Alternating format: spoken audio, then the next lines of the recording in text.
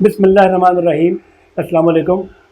इस वीडियो में हम देखते हैं कि एक ऑक्टल नंबर को दूसरे ऑक्टल नंबर में से कैसे सब्ट्रैक्ट किया जा सकता है। लेट्स टेक द एग्जांपल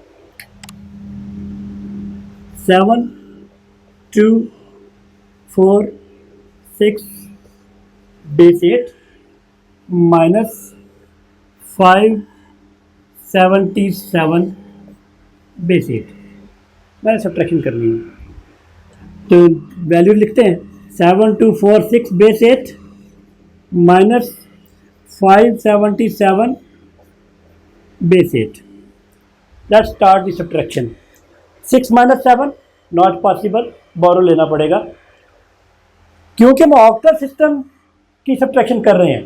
तो मैं आपको लास्ट वीडियो में भी बता चुका हूँ कि जिस बेस सिस्टम की सब्ट्रैक्शन कर रहे हैं आपने बोरो भी उस बेस के इक्वल ही लेना होता है। तो यहाँ पर क्योंकि ऑक्टल की सब्ट्रैक्शन हो रही है तो यहाँ से जो बोरो आएगा वो क्या आएगा, 8 आएगा। लेकिन जहाँ से आपने बोरो लिया वहाँ से सिर्फ 1 लेस होता है।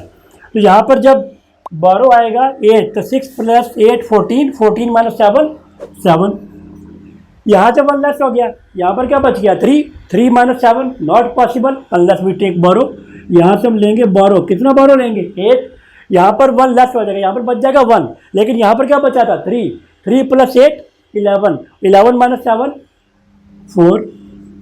यहाँ पर अब क्या बचा था 1, 1 माइनस 5 भी पॉसिबल नहीं है, हमें यहाँ पर भी बोरो लेना है। तो यहाँ से हम लेंगे बोरो 8, 8 प्लस 1 9, 9 माइनस 5 4। यहाँ से क्या कितना लेस हुआ 1, तो क्या बच गया 6। तो आपका आंसर आ गया 6447 बेस 8। होपफुली आप लोगों को ऑक्टल सब्ट्रैक्शन की समझ आ गई होगी। नेक्स्ट वीडियो में मैं आपको बताता हूँ कि हेक्साडेसिमल नंबर को दूसरे हेक्साडेसिमल नंबर में से सब्ट्रैक्ट कैसे करते हैं। Thank you very much.